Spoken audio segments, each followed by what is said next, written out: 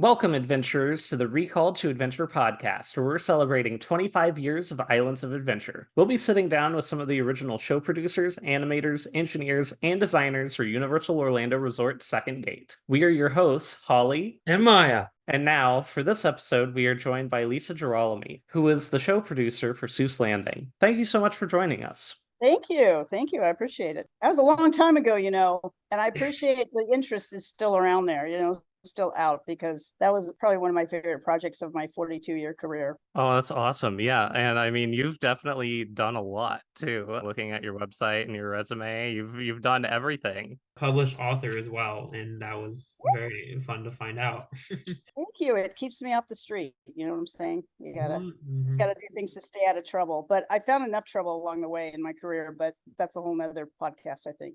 Yeah, I just looking at like your background, it's pretty crazy. Like you've worked on like Honey, I Shrunk the Kids, Dead Poets Society, 3 Men and a Baby. You're also a licensed therapist. It's just like, what have you not done? If you know that saying, if you want something done, ask a busy person. Well, a busy person just is always busy. It's funny because now I'm retired, so it's a little bit different, but I'm still pretty busy. But it's life is just out there. It's fun, it's full, and to be honest, being in the entertainment industry, you have to kind of cover your bases because it's fairly volatile. I mean, what is it nowadays, especially after COVID? But it's a volatile industry, and as long as there's work to do, there are jobs, but there are also a lot of layoffs. And so I always wanted something else to fall back on if I ever needed to. Thank God I didn't need to, but that's probably the other reason. That's totally fair. So then I guess kind of leading right off of that, how did you get involved in the theme park industry?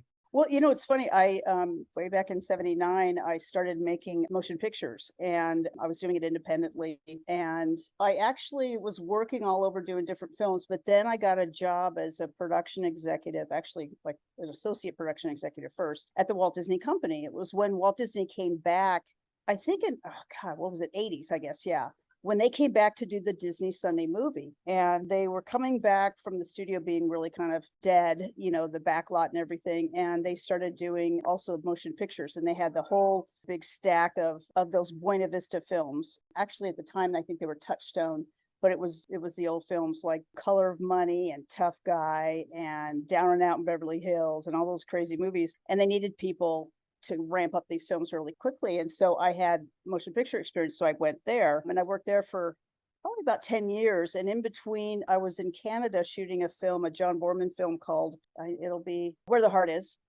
And I got a call from my boss back at the studio. And she said, "Hey, I know you're in the middle of a film there, but can you go down to Florida and help the Imagineers shoot some short films for a new theme park they're opening up, which was at the time called Disney MGM Studios. It's now called Hollywood Studios. Can you go down there and help them? Because they don't really know how to direct and produce film."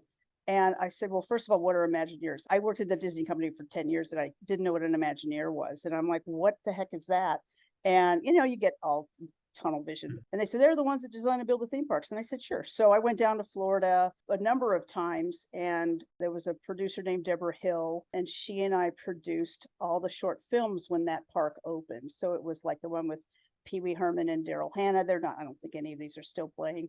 Chevy Chase and Martin Short. We had Tom Selleck and Carol Burnett, blah, blah, blah. So I helped them produce all these films and I got to know these crazy people. And the cool thing was they wore Levi's and t-shirts. In the movie industry, everybody was like all zhuzhed up. They were all wearing high heels and dress pants and all, and I hated it. So first of all, I'm like, okay, I want to work with you guys because I don't have to wear like fancy clothes and wear high heels. Anyway, I did the films. I went back to Canada to finish this one film. And I get a call from one of the guys there. And he said, "Hey, we would like to offer you a job to come over because none of us know how to really produce film the way you do.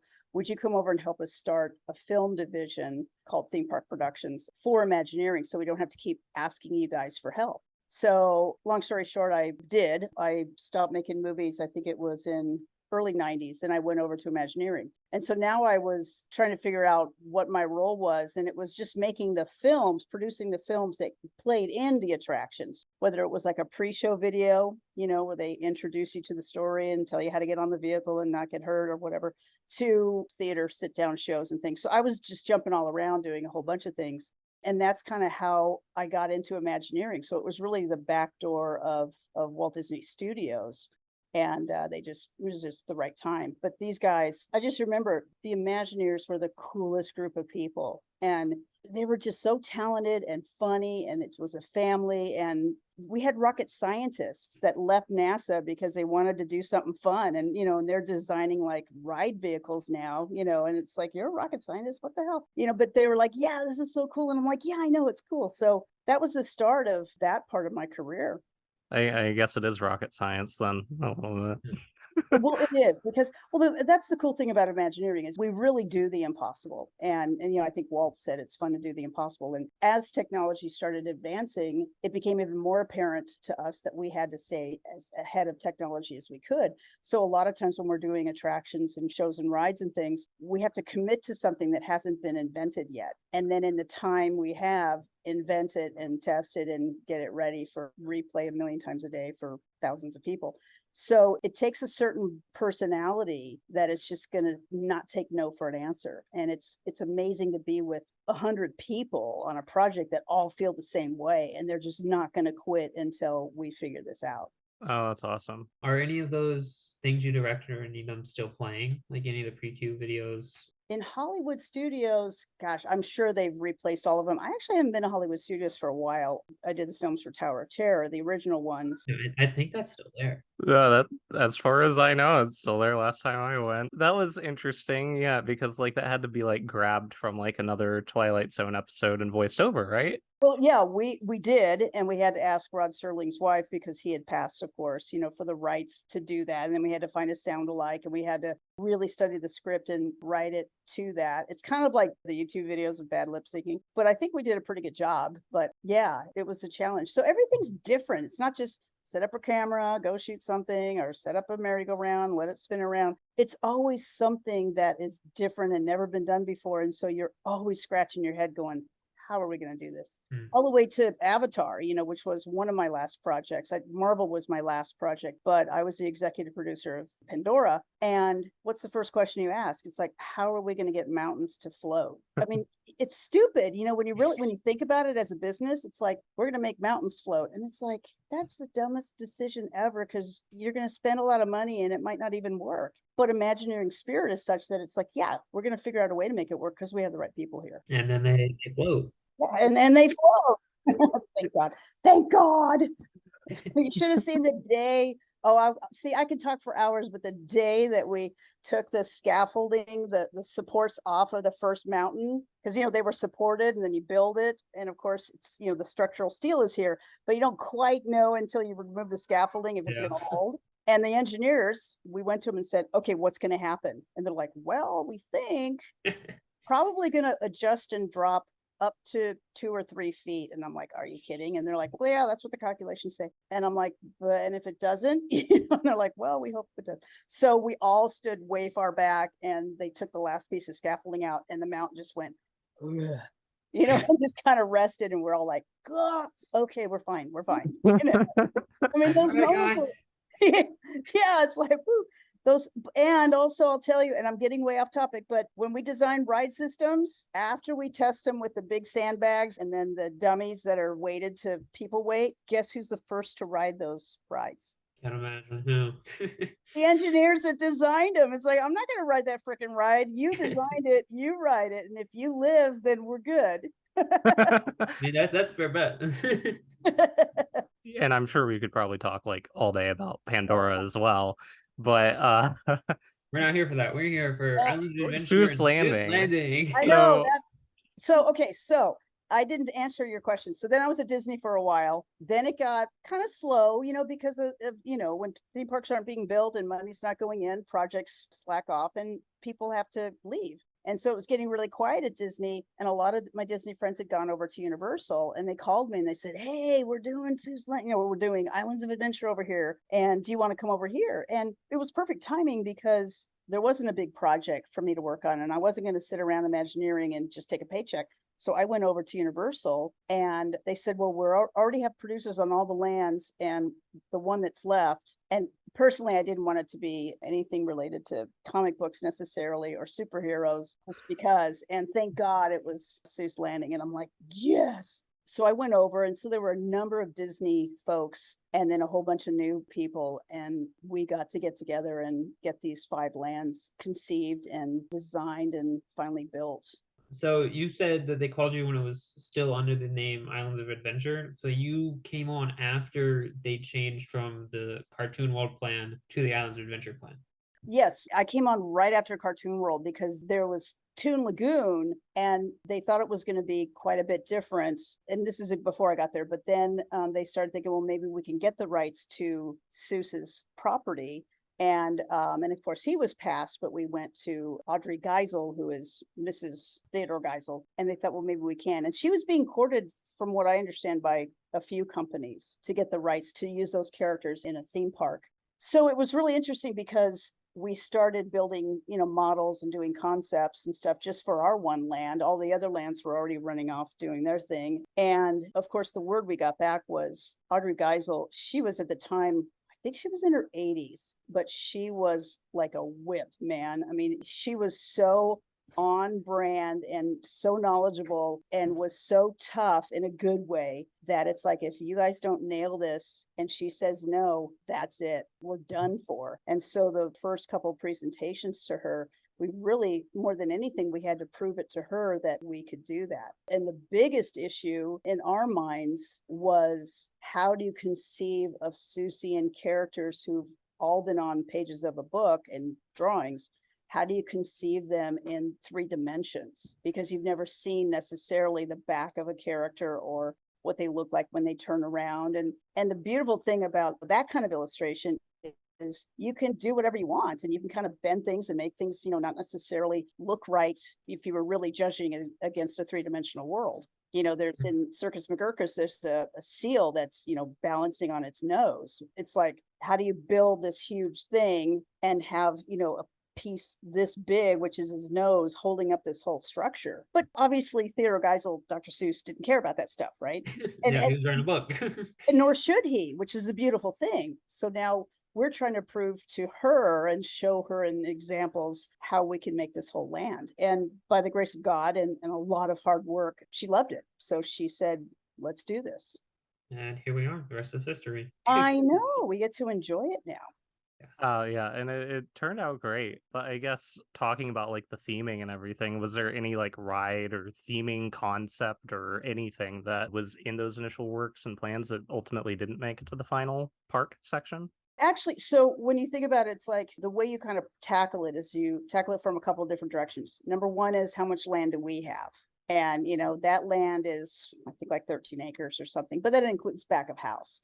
So what can you do in 13 acres? Then there's some things that naturally come into it that are just already calculated. Space per square foot of people, and roadways and walkways and bathrooms and blah, blah. So there's stuff that already starts to take up, real estate. But then you think, okay, aside from all the logistical stuff, what is the experience? What does it need to be? And who's your audience? And of course, that place is for everybody, but it's for little children and it's for the little kid in us too. So we had to think of, well, the other side had the roller coasters and all of that stuff. Or for the teenagers, we wanted to have experiences for younger children. So you start to then look at the books and say, well, what are the big books, right? Cat in the Hat, One Fish, Two Fish. And if I ran the zoo, and each of those kind of naturally, when we started brainstorming, kind of fell into place. I mean, there was a lot of moving around, but Cat in the Hat, you sit and think, okay, what is that experience? It could be a walkthrough. It could be a ride. It couldn't necessarily be like a Dumbo, we call them, the Dumbo rides or the One Fish, Two Fish, what that ended up being. Exactly. And it couldn't necessarily be that. It just didn't fit, right? So we're like, okay, we could walk through or we could ride through. We did spend some time talking about a walkthrough, but then you think, well, how do we get the most people through? Because rides and shows you have to get everybody through to merit them paying the money to go in.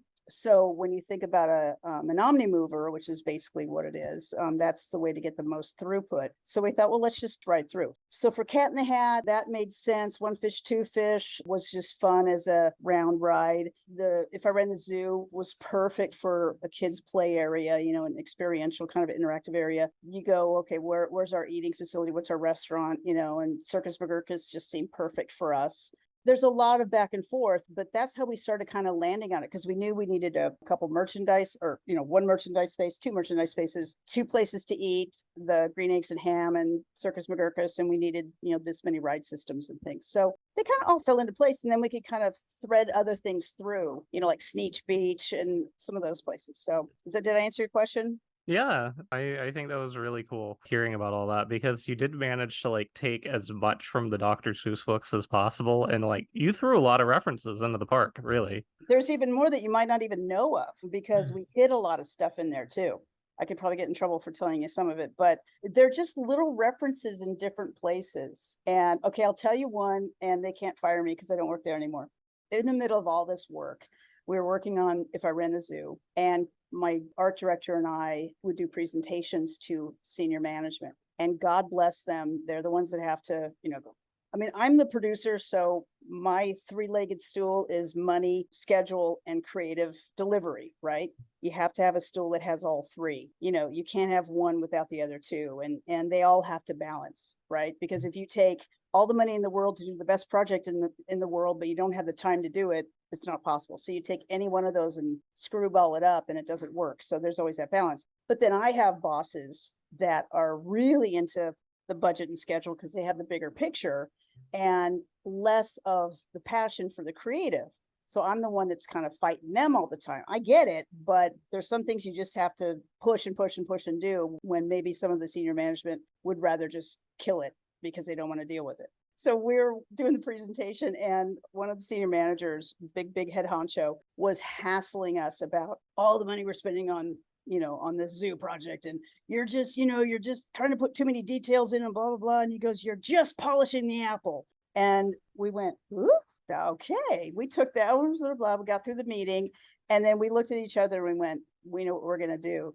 So if actually you go up to, unrelated, but to zoo, but if you go up to McMonkey McBean, which is the suspended ride, and go into one of the show scenes, you see one of the Sneeches with an apple and a rag, and he's just polishing the apple. And that was our answer to his comment about us creative folks. So you just see this guy, this little Sneech going, and it's just a backstory, but don't mess with us too much because we'll get back at you. Yeah. Your guys are doing the hard part. They just got to tell you what to do. Exactly. And tell us if they don't like it. And then we have to figure out a way to do it anyway. So there weren't any rides that we didn't early on. It's like, what about this? What about this? What about this? But we didn't get very far, because I think relatively quickly, considering, the major books kind of fell into place, and then we had space to fill.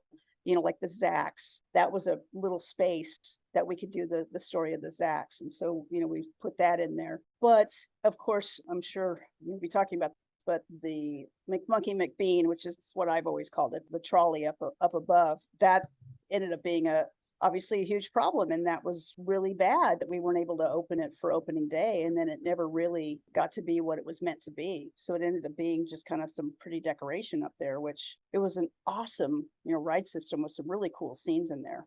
Yeah, could you talk about that a little more? Like, could you dive into like what the original plan was, and then how do you feel about how it came out now? I think it's a fun ride. It's a fun time. I actually haven't ridden it since it changed over, because I went off to do a million other things, and once you're like running down the road on the next project, it's hard to look back. So I actually haven't. I should probably look up a YouTube video of it and just see what it is. But so we had the concept of McMonkey McBean and all of that's in the Sneeches and everything. And obviously it's a really important story to tell, about diversity and about the have and have nots. We didn't have a lot of room for it, so it made sense to go up, and use some air real estate, some real estate up there, and just create another ride system that kind of move through. And then, of course, going through Circus McGurkus up top and everything, which we thought was really cool, just to create that kind of feeling. Really, everything was going along swimmingly. The ride system itself, the concept was very challenging,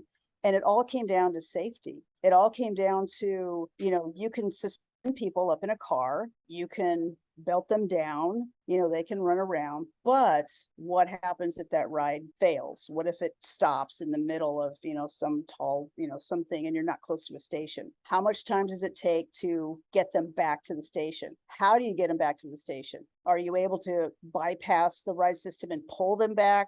Do you have to physically come out with lifts, go up to each car and get them out, like the firemen getting people out? What are the risks? And of course, the first thing you think of is when a ride vehicle stops, a lot of people think it stopped, I have to get out now. Regardless of whether you should or shouldn't or where you are exactly, people go, oh, it's done, because they're very trusting, and I get it. And when a kid jumps out of, Haunted Mansion vehicle, not a good thing, but he's not going to fall 15 feet. And that was a big problem. And so that was one of the reasons that we couldn't ever really get a system that could work. And the ride system itself, we were working with a company out of this country in another country, and we did a lot of work with them. And I think we pushed them way too hard, and they had trouble being successful. And we partnered with them and said, look, we don't want to drive you out of business. We asked you to do this. We're going to walk you all the way through this and, hold hands with you, because that's the right thing to do. So there were so many delays and so many safety issues. And you can't, of course, our lawyers were all saying, well, just cover the whole thing, and just enclose it in glass. And it's like, well, yeah, you could, but that's not the experience we wanted. So it was the push-pull with what's safe, what's creative. And of course, we creatively would never do anything that's unsafe. But if you have to do so much to be safe that it takes away from the whole experience, then there's a problem there too.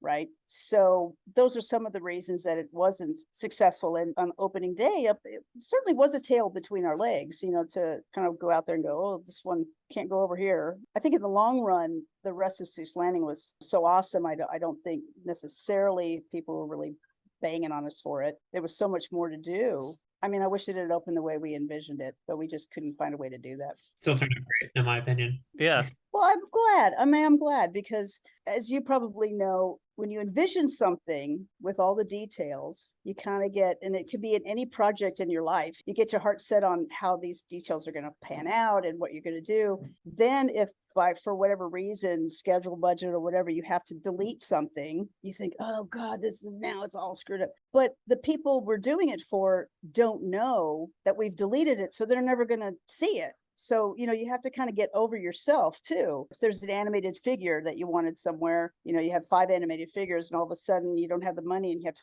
only put 4 in. Are they really going to know that there was a 5th that was planned? It's like when you do your own wallpaper and there's one that's just a little crooked.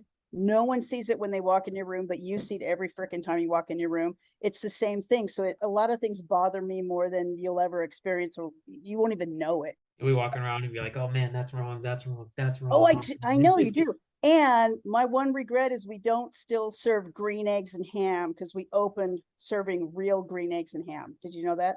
No, I didn't. That's incredible. Yeah. We had real green eggs and ham. We met with a chef and we said, we want green eggs and ham, a little it's kind of like a little breakfast sandwich, right? Like a muffin with a little ham and egg and everything. But the eggs have to be green.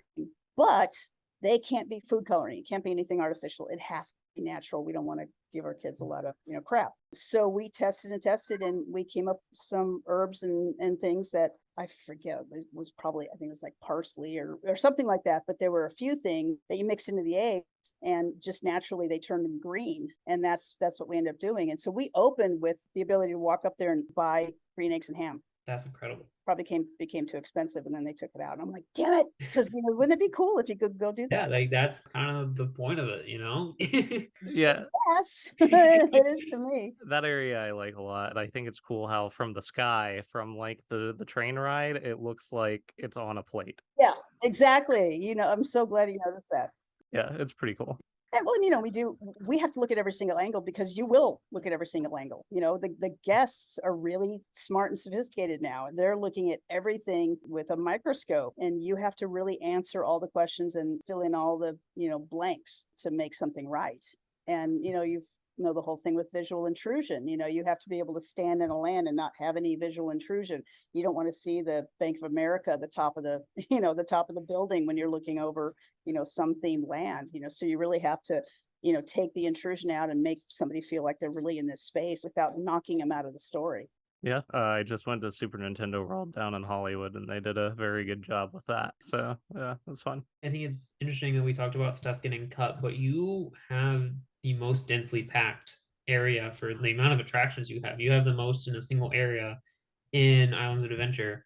So what was it like trying to juggle all, what is it, 5 if I can count? Yeah, it depends on how you count them because, even like the Zacks, the north going and south going Zacks, it doesn't even come up. You've got teams, right? One team for each island. You have one producer for each island and designers and stuff. And we're together, but we're separate doing our own thing. So everybody has their own challenge, right? And even though, for instance, God, I'm like totally gelling. The land north of us with all the mythical Lost Continent. Lost Continent. Lost Continent. Oh my God, don't even see, this is, I told you, it's been a while. 23 years. When we opened, they had 2 rides, right? 2 Mhm. experiences. And yeah, you can look at it and go, well, you only have 2, I got 5, but theirs were really difficult, really, really hard. So nobody ever made mention of who had more or who had less, or because every single land was completely different. Their biggest challenge were what are called show action equipment pieces. And show action equipment are the big things that have to move. Like if you're on a ride vehicle and one of the walls has to move and open up and you have to go through, that's a show action piece. And those are huge monstrous things, the water that makes the tunnel. So they had fewer things to do, but bigger headaches with those monumental things. And Jurassic Park, Ella Nublar, Bob, the producer over there, had other challenges that we don't have. He had to create these lifelike animals, and his is all about environment, and experience and stuff, which I think he did a fantastic job. And our challenge was telling stories. And believe it or not, it was the fact that, there were no straight lines in Seuss Landing. Everything we built, was pretty much not a straight line. And there's an interview somewhere, I think it's on a TV show, it was done a long time ago. It's the making of Islands of Adventure. I think it plays every once in a while on like Travel Channel or something. And Ed Garside was my construction manager. And he used to tease me all the time because he came from building like hospitals and strip malls and stuff. And we brought him in and we said, okay, look, remember everything you learned, but you're going to have to forget most of the stuff you learned. We can't have right angles, and we can't have things that they're supposed to be structurally sound, but they have to be a little wonky and they have to be a little curvy. And he was just beating himself up the whole time going, you can't tell me to do this. This is crazy. And I'm like, yeah, that's what we're doing. We're doing crazy stuff here. And it was this really cool relationship, where I drove him nuts. And I think he said something like, she can say no to me, but I can't say no to her, and it's like, it wasn't that way, but it was this great relationship because I understood his pain, but I still had to go, well, we still need this. Yeah. So on the topic of not having any straight lines, talk about the styrofoam. Oh my God, where it snows in Orlando. God. Well, in order to get the shapes that Theodore Geisel created, which are beautiful organic shapes, and they defy gravity, and they don't look like they would ever exist in this world, which is why the Seussian world is so wonderful. We had to replicate that. So you can only do so much with wood and concrete and stuff. So we came up with method, and it was tested out rigorously months and months before, years before, of how would you do that. And to think of, first of all, the building I'm in is made of styrofoam. That's kind of freaky. But as of course, there's a cementatious layer that's put over it. So once we carved them, like I'm thinking biggest thing is either Circus McGurkus or Green Eggs and Ham. As you're carving these shapes, it looks good creatively. And again, it has to look good in the round, right? What's the back end of the ham look like? No one's ever drawn it. So we had to draw it to make it look right, and that's, believe it or not, it's a little more difficult than you would think, because everything's drawn for one angle. But anyway, so we carved the styrofoam, we're carving and we're just doing it with the knife, not me, it's the artisans. And then once you go, okay, that's okay, then you cover it with that cementatious stuff, and and you hard coat it and build it up, and then you can finally finish it off with paint or whatever. But it was crazy because there was one summer when it literally was snowing styrofoam the whole freaking summer, and you walk out there and you're just like pit, pit, pit. But the story I don't know that everybody knows is when there was a hurricane that was supposed to come through that same summer. Lord knows what hurricane it was. It would have been in 98, maybe. I think it was 98. because we opened in 99, I think. So it was probably whatever the hurricane was. And we had to batten down the hatches. And actually, we had to evacuate the site, even though it was Orlando, right? How many times you have to evacuate Orlando? But this was a pretty bad one. And they just didn't want to take any chances. And more so than anything, they were just thinking of high winds and flooding. So as we're gathering all our stuff, files and, whatever we could gather, we moved them to higher ground. It was probably like Mount Dora. No, I'm just kidding. But so find a hill in Florida and put it on. Then I started thinking, oh my God, we're in the middle of styrofoam carving. We hadn't put the coat on. Oh, Jesus. We're going to come back and every single nail and every single piece of rebar and every single anything is just going to fly through the air. And the ham and Circus McGurkus and other things are going to look like pin cushions. I mean, I just had these nightmares, we're going to come back and it's going to look like Hellraiser, the film Hellraiser with we were really lucky. There was just very little damage. There was damage, but it wasn't anything that was horrible. But the stupidest thing to do in hurricane season is to build stuff out of styrofoam because you've got stuff flying around that's going to puncture it. But it worked out all right. Oh yeah, it's so cool. Like I saw that documentary a while ago, and that was like probably the most mind-blowing fact to me in it was that like Seuss Landing's basically made out of styrofoam. Yeah, it is. And it was cool. I think even was it that same documentary I was talking about? Yeah. Where Ed says it's snowing in the summer. Yeah. So it was pretty fun. I had to tell you one other story of just the crazy stuff that happens. Carousel, but Carousel was envisioned as a one of a kind at the time, first ever carousel where all of the characters animate in some way. Now, mind you, it's very simple animation, their heads nod or their bells ring or, whatever, but that had never been done before. And so that was a big thing that we wanted to accomplish. And there are lots of characters that are from the books, but then there were other characters we created in the same vein as the books, the same spirit as the books. And Audrey, walked with us the whole way and saw everything, well before we built it. And we gave them all names, the ones that weren't named by Dr. Seuss. So we were building it in just south of Santa Cruz in California at Morgan Manufacturing. They're a manufacturer of carousels for decades, long time. I don't think they're there anymore. And my designer was flying out one morning. We would fly out every month or so to check on the progress. They're carving these things. They do it out of clay and then they cast molds and then they do fiberglass and then we finished fiberglass. We'd just been out there a couple of weeks before, done a whole bunch of buy-offs, and then he went back out to just go look at it again. And he called me that morning, early in the morning. I was in Florida and he was literally crying. And I said, what's wrong? Is your family? What's going on? Well, do you need to go home? And he's like, no, Morgan Manufacturing burned down last night. And he showed up on the site. He literally was like, well, doing his little business trip. He drives up and the place is just gone. There's still smoke rising and the firemen are still there putting it out. And I'm like, what are you talking about? This was, I don't even know, it was maybe 6 months before we were going to open. It was some crazy short period of time.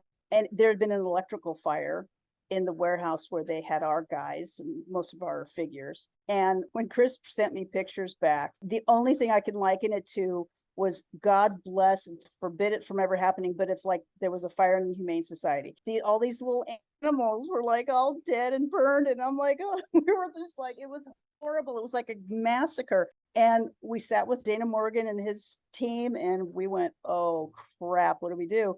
And it's like, we will rebuild, and so luckily they had the spirit and we had the spirit and we rebuilt, recarved, and we redid every single character. And they worked like heroes and they actually got it done and got it shipped and we got it installed in time, for the park to open. But it's just one of those things where anything that can happen will. Our Cat in the Hat characters, which are animated, they showed up on a refrigerated truck, right? Because they needed to be cool. But the truck was like not a regular like product refrigeration truck. It was like a fruit refrigeration truck. And it showed up with crates of real apples that somebody was shipping somewhere else. And so the moisture level was insane. And all of our Cat in the Hat figures were like dripping wet. And we're like, who decided to do this? It was out of our hands. Somebody somewhere on some shipping dock said, oh, put the figures with all those apples and take them out to Florida. And it's like, no, these moments where you're like, you guys don't have no clue because you show up and this ride is great, but the stuff that happens and you're just like, it's like you're birthing a baby and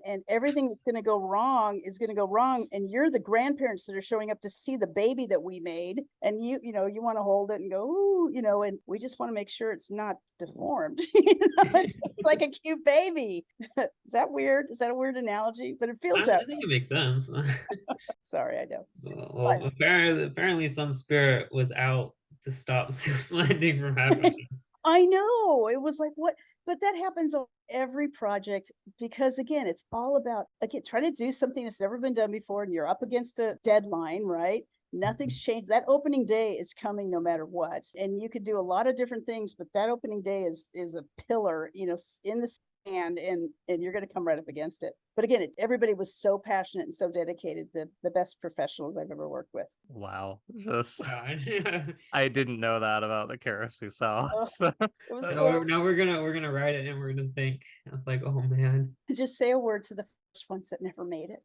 Oh, but it turned out great. And as a matter of fact, when we had Audrey down to La Selva Beach, where manufacturing was at the very end, it was, they finally, we rebuilt him and we brought her down there and she got to ride them. And it was really, really wonderful. But I'll tell you, one of the best moments in my career is just before opening day, the big grand opening where Audrey Geisel came down to Islands of Adventure and we walked her into Seuss Landing.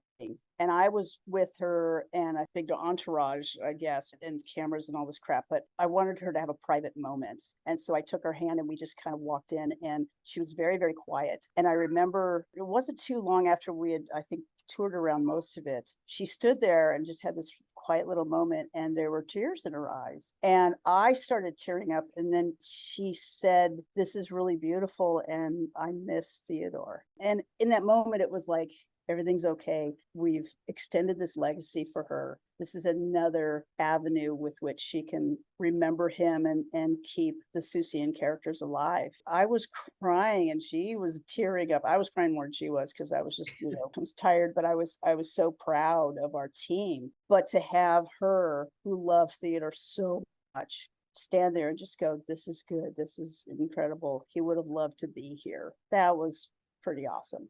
That is awesome. That's not a situation that I don't think most other parks can say that they have, Exactly. You can have Steven Spielberg, right, coming down, and which he did, and he got to look at stuff, but Stan Lee, at the time was able to, have some involvement there. But no, the Audrey Geisels aren't really the Audrey Geisels in every theme park.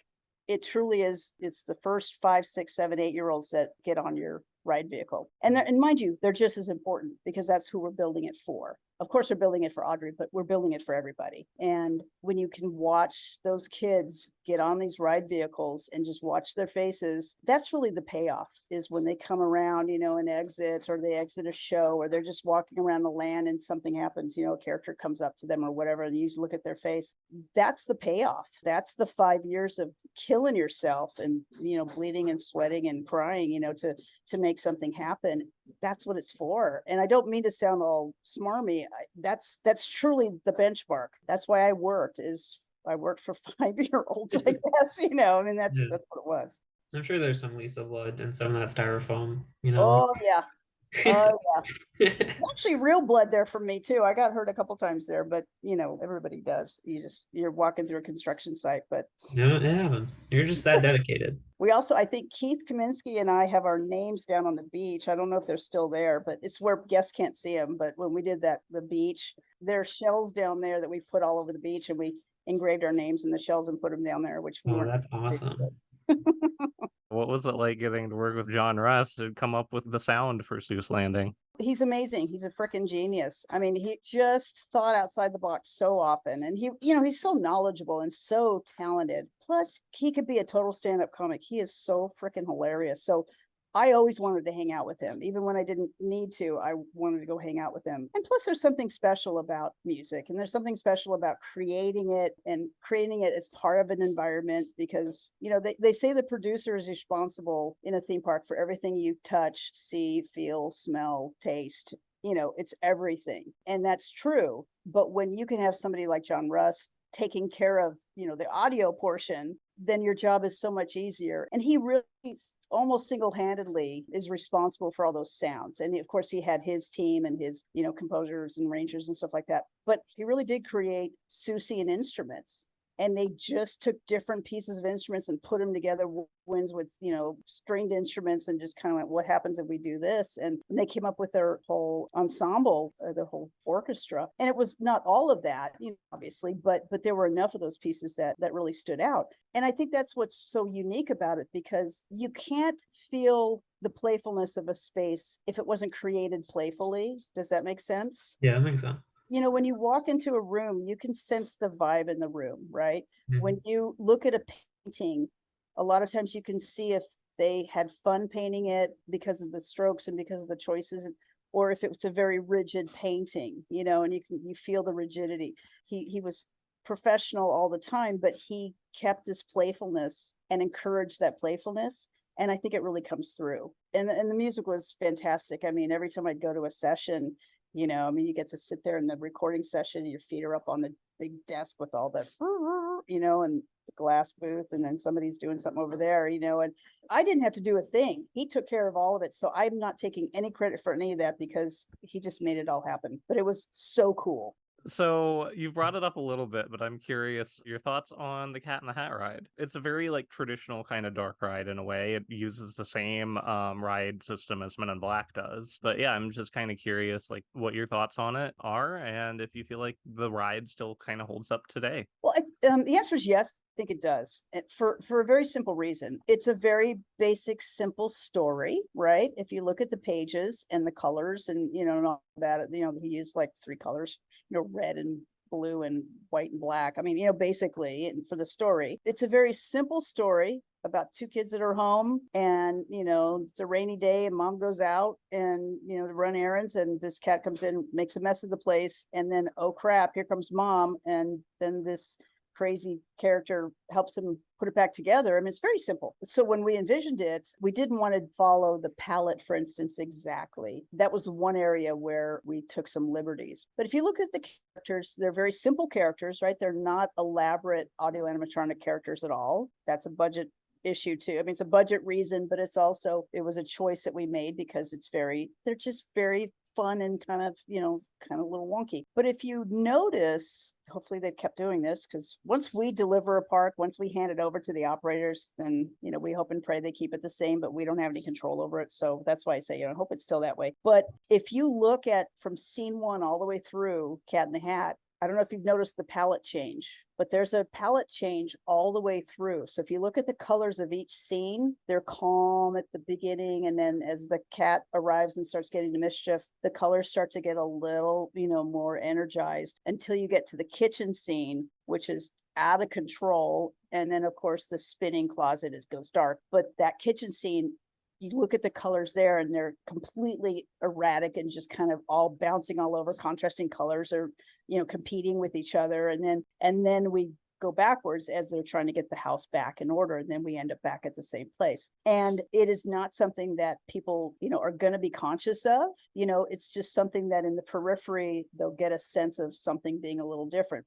I'm telling you, so if you get back there, you can go take a look. But there are some more complicated layers that we put in that aren't obvious, to just help the story get told. And I won't say they're subliminal. They're not even subliminal. They're just things that you're not necessarily aware of, but you're aware of them. And it's what things can you do that are just old tricks, right? I mean, you think about smoke and mirrors, right? I mean, you think about what can you do that doesn't necessarily have to be like the most techie, high-tech thing.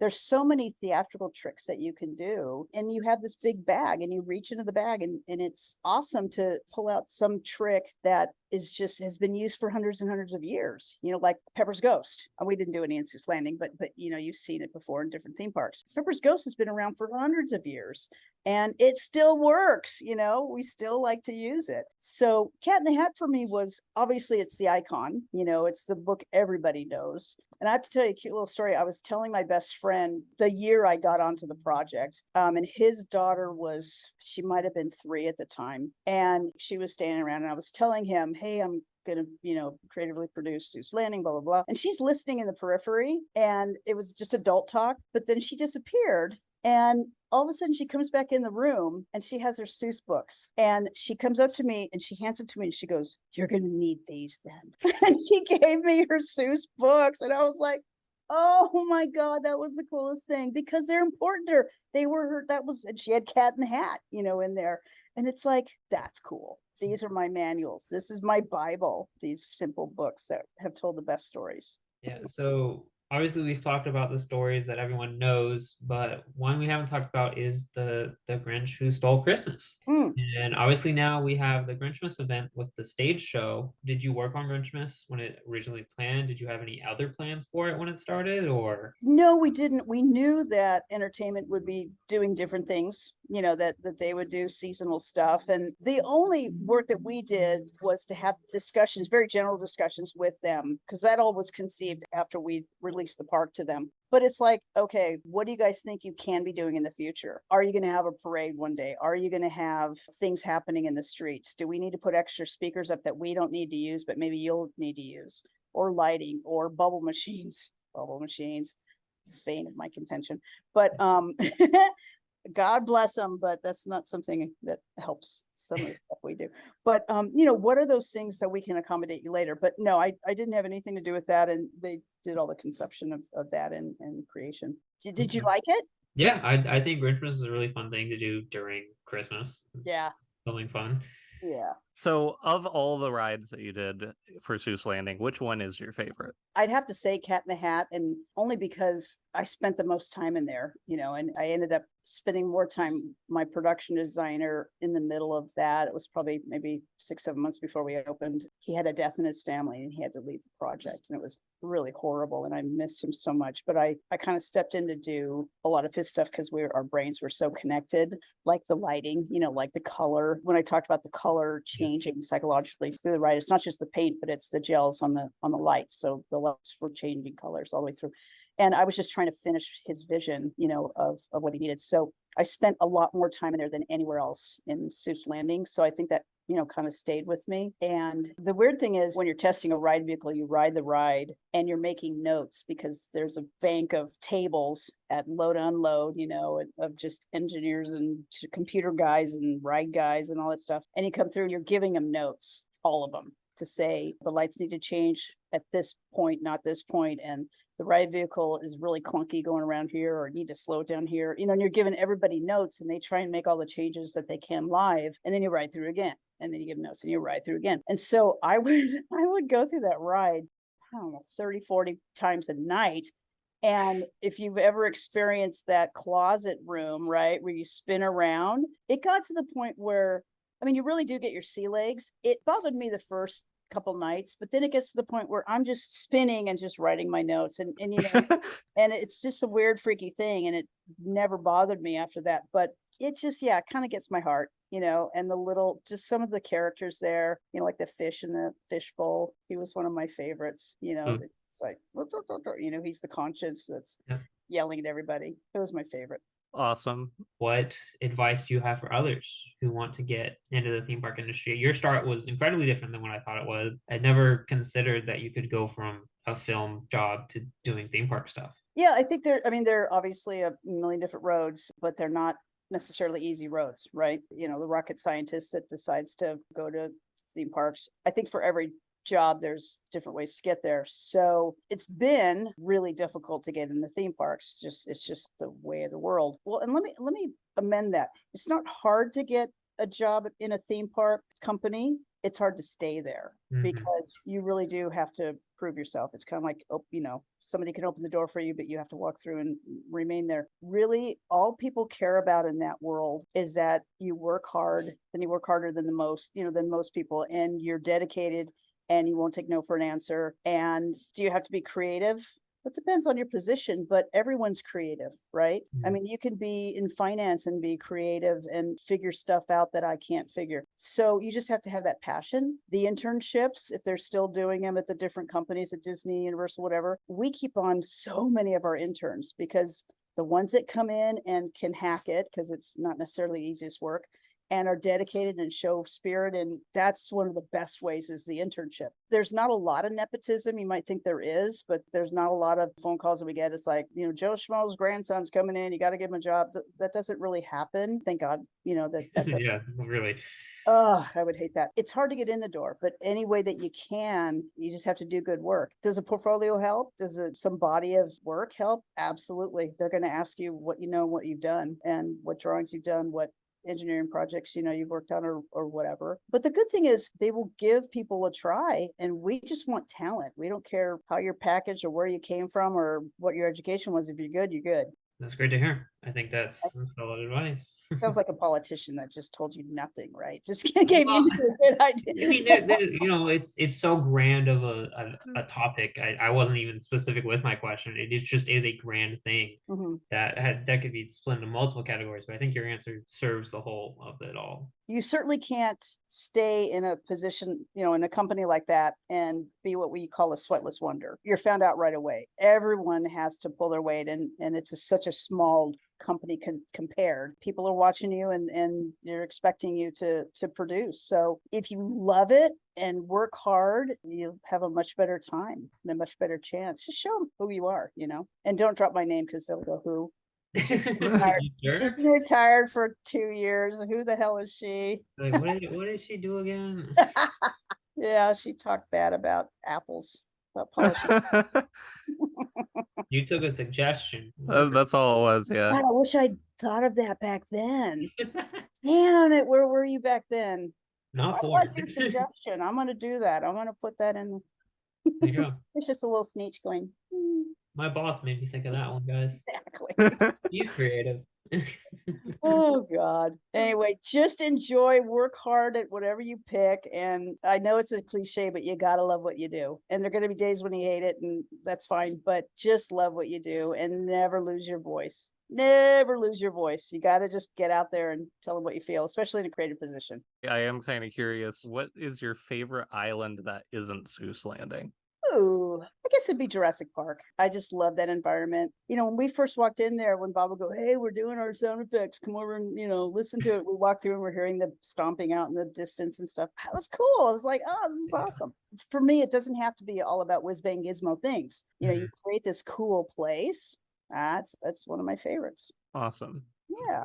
Well, if you could say one thing to theme park enthusiasts who love your work, what would it be? I would humbly say thank you, because I just love that when you do something and people are interested, and people are especially interested 23 years later, that's something that, we worked on. I'm just humbled and I'm grateful. I really am. And I hope that this is a reminder, when you go to theme parks, you don't necessarily go every day, but the days that you go, you're going to kind of escape and go have fun, and remember that, you can have these moments where you can shut everything else off and just go play and have fun. And for me personally, somebody once said, well, describe kind of the basic of your job. And I said, I get paid to make kids happy. They pay me to think like a kid, and best job in the world. And if I can make kids happy, then I did a good job. So thank you. I mean, I'm glad that people can go escape and go experience something and have fun. Awesome. Thank you so much for joining us. I really do appreciate it. Thanks so much for taking the time and reaching out to me. And that brings us to the end of the episode. For our next adventure, we'll be joined by Robert Waddell. See you there.